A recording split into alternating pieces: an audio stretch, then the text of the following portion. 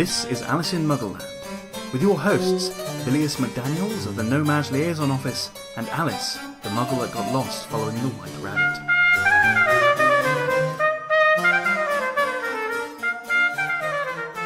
Lumos.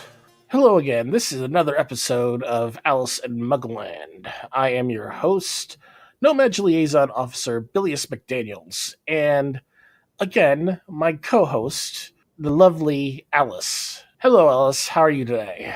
I'm doing well, Bilius. How are you? I am doing swell. Last week, we finished with the sorting.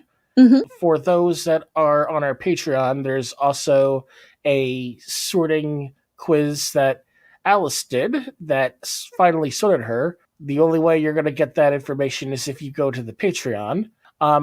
Last week, Harry gets into his house and gets basically figured out for the time. We are moving on to Chapter 8, where Harry starts his schooling. Chapter 8, The Potions Master. What did you think of this chapter, Alice? This is a good chapter as it starts to really lay the groundwork for what life at Hogwarts is going to be like. It has a lot of atmospheric information, including the fact that everything that he does is under the scrutiny by both the teachers and the other students. So we actually start off this chapter with the other students, whispering about him in the hallway behind his back because of who he is. And of course, later in the chapter, we get into how some of the professors are treating him, again, based on who he is. Harry is starting to take his classes. I do want to point out that once again, in this chapter, we have a cat that is disliked. And I really have to object to how cats are treated in this book. Because with the exception of Professor McGonagall early on when she presents as a cat, every other mention of cats is negative. Even the good professor gets treated badly as a cat. Vernon tries to shoo her off. Anyway, so now we have Mrs. Norris, who is basically a snitch. And I don't know if you've ever lived with a cat, but the last thing the cat is a snitch.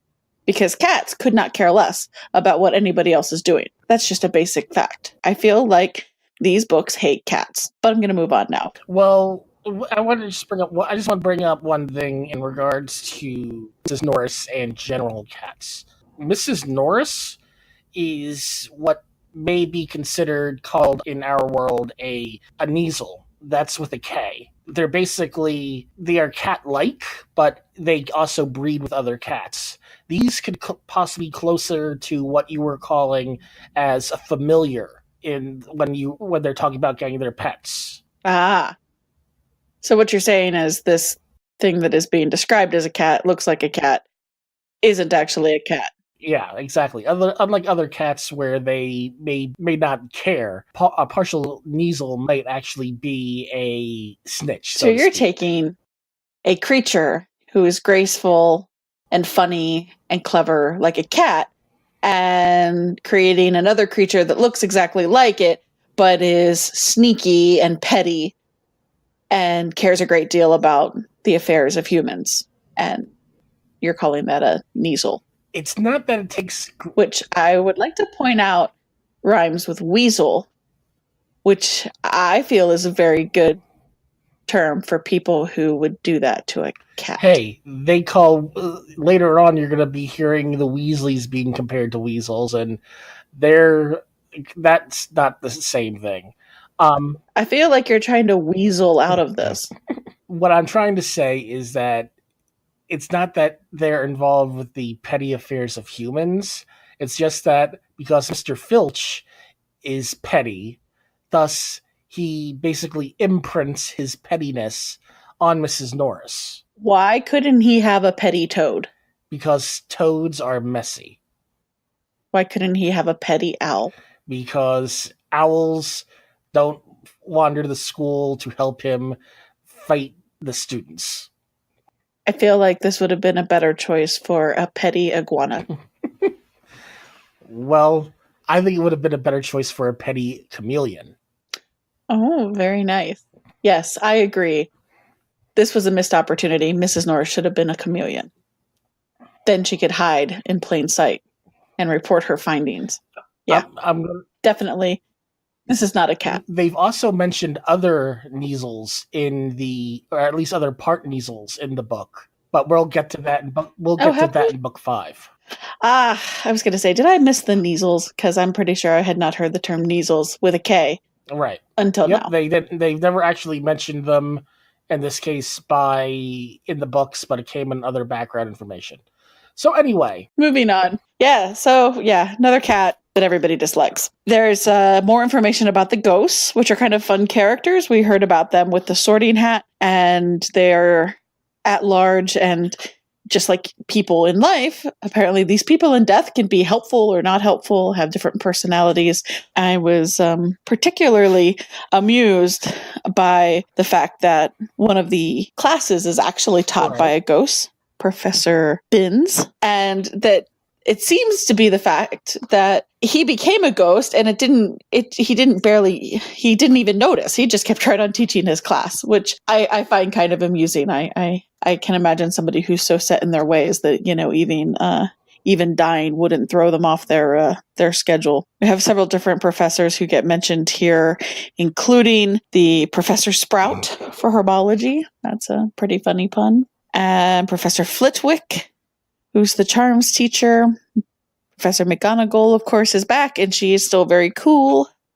She can change things back and forth, like her desk into a pig. But this is the second time somebody or something in this book has been changed, at least partially, into a pig. I seem to see a pattern emerging here. We've got Professor Quirrell, and we've got more information about him. So I'd love to talk a little bit more about the defense of the dark arts here. So why don't we talk about vampires? And what I think is interesting, in this universe has its version of vampires, but many cultures going way back have vampires in their folklore. It predates even, Bram Stoker's Dracula. There are different versions, including a Mayan version who's a cave-dwelling god who surrounds itself with bats. There's different theories about why humans have this deep-seated fear of vampires and why we would keep telling stories about these undead bloodsuckers. What I find interesting also is how vampires come in these different forms. So you have everyone from the sort of humorous grandpa in the Munsters, and of course Count Chocula, and my personal favorite of the Sesame Street characters, Count. But then you have, of course, these very scary versions that are almost unrecognizable as human, including the very, earliest film version with Nosferatu. Same creature, but an entire spectrum of characteristics and causes. And there's different interesting theories about why these stories would have been told at various points, including things about different diseases that may have made people appear to be dead or have a desire for blood or whatnot. So anyway, it's interesting that we're into yet another universe that includes vampires. And then you have to remember the famous No-Maj movies and books that came out a few years back. I think they're called, what's it called? The Vampire Lestat series. You're talking about Anne Rice. She had written a series of books about vampires. Probably the most famous one in the movie version was The Interview with a Vampire. I have seen the movie, but I haven't read any of those books. So I'm not a great source of information on Anne Rice's vampires. Though I do find it interesting. Join us on our next podcast, The Vampire Chronicles. No. I refuse. All right, so we have the Defense of the Dark Arts teacher. We have Charms, which is told by a little Professor Flitwick, who is so tiny and excitable that apparently he falls off his stack of books when he takes roll call and reaches Harry's name. That's kind of cute. Moving on, probably the biggest part of this chapter, certainly the most pages dedicated to it, is Harry's first actual face-to-face interactions with Snape. And this is something I really wanted to talk to because this chapter has an image in it that we have seen over and over again in film and television and movies where a teacher is calling on a class or on a specific student for answers, and they are ignoring one particular student who's got their hand in the air and wants to answer the question, but the teacher doesn't want to call on them because they know that student already knows the answer. And interestingly, to me anyway, this student is often female. And this case, it's Hermione, and she reminds me in this particular story. The picture in my head was from a scene in the film Election where Tracy Flick has got her hand in the air and the teacher is just studiously refusing to acknowledge her. In this case, it's Snape going after Harry, seemingly because he wants to humiliate him in front of his classmates. However, it has been mentioned previously in this chapter that there is so much information being thrown at these kids that Harry isn't actually that far behind. Hermione's way ahead of the curve because she's been reading up apparently for months in advance of actually showing up at Hogwarts. Harry had very little time to prepare. I'm not really sure why Snape is asking him question after question like this. And I certainly don't know why he's then deducting points from Harry's house for his inability to answer questions that it seems like a lot of kids in that class probably wouldn't have been able to answer. So clearly this is the continuation of the dream, the moment during the sorting ceremony where Harry is being set up as a sort of, Snape is being set up, I should say, as a sort of villain to Harry's hero. Though I would like to point out that Harry hasn't really done much yet, so I'm not sure why Snape is picking on him already, but he is. Hagrid invites Harry over for tea.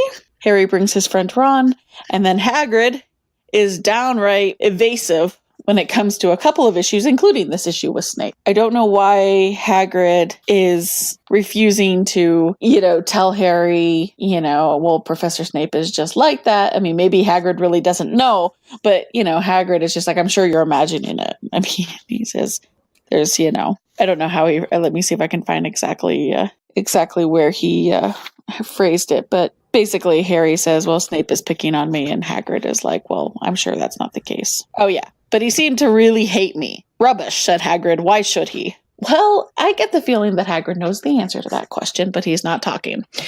And then we have this interesting bit here.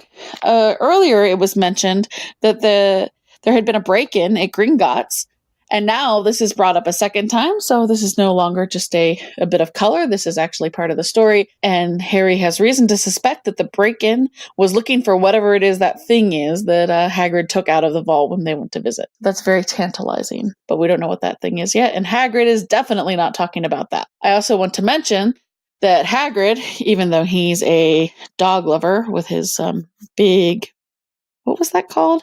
Some sort of boar dog? Boarhound? Is that a real kind of dog? Is a boarhound a thing? Yes, a boarhound is a thing. Okay, a boarhound is a thing. All right, well, it's like a type of Great Dane. Is it really? I suggest everyone Google boarhound because that sounds like a cool dog. And it's a cool boarhound. That's a thing. But again, he doesn't like cats because he also doesn't like Pissisdors. Dog lovers everywhere. Actually, the boarhound sounds like a really cool dog. I would like to pet that dog. Just saying. So that's pretty much it. Also, Hagrid is apparently a terrible cook because his cakes taste like rocks. So, Ron and Harry. Well, he calls them. He does call them rock cakes, so that's truth in advertising for you. But that's essentially this chapter in a brief kind of overview. Is Harry is going to school. He's under a lot of scrutiny from every direction. I'm not sure how he's going to live up to that, but when put under direct scrutiny by Snape, he kind of falls to pieces, and Snape studiously ignores the intelligent female next door who wants to answer all the questions. For personal reasons, I find that obnoxious, but moving on. I was never that girl with my hand in the air in the class. No. Now, I just want to bring up one part about Snape in regards to the lesson. There's a point in I want to get your opinion on this thought. He doesn't just take points off from Harry for basically not knowing the answers, and that little jab that Harry made. I don't know, sir, but you might want to ask Hermione. It seems like she knows. He takes another point off, saying that he basically caused Neville to mess up his potion. If you notice how Snape really dug into Neville's mistake at Neville, what's your thought about that? So Neville managed to put the ingredients into the cauldron at the wrong time, and it melted the cauldron.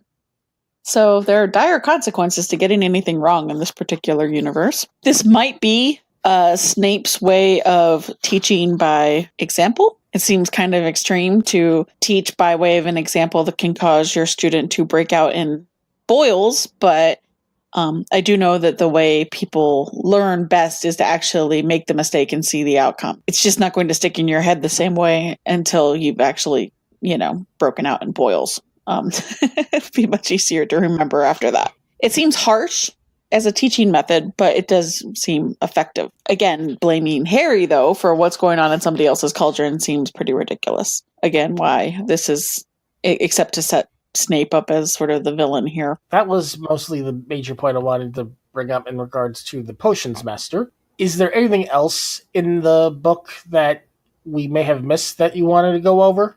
I think we actually covered this chapter pretty well. I'm curious to see how Hermione deals with the fact that she's being pointedly ignored.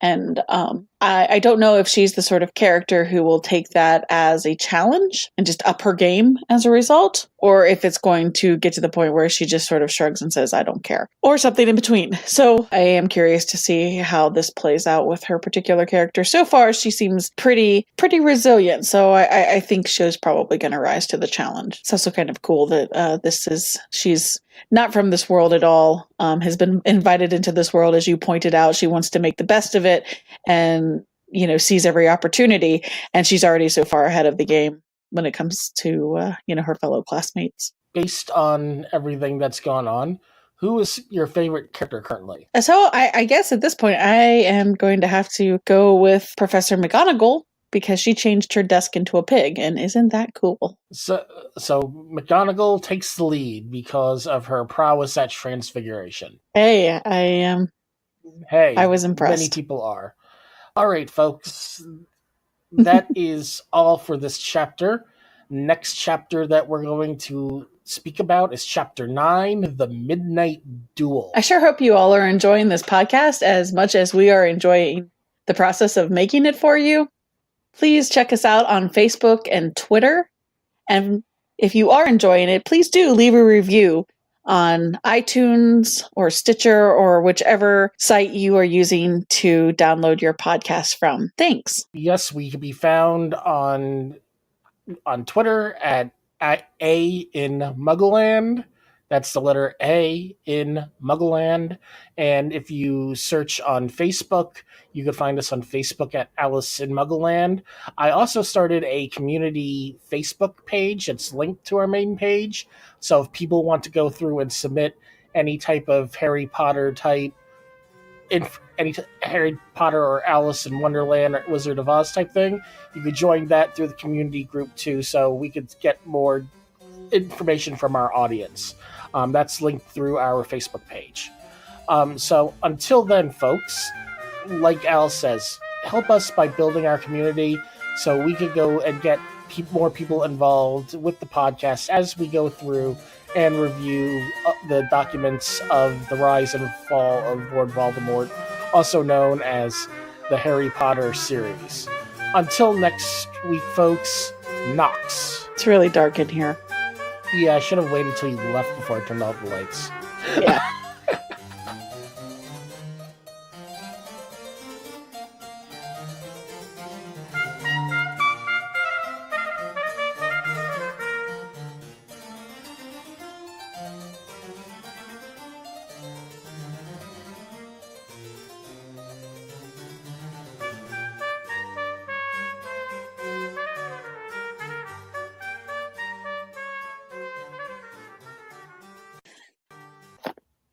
Once again, we are here with... Sorry. 3, 2... I'm just sorry. Okay. You're like, at least you're the one falling on your face. Pretty much, yeah. It's like he has no idea what my name is. Call me by my name. Lady that's Bourguignon. one thing.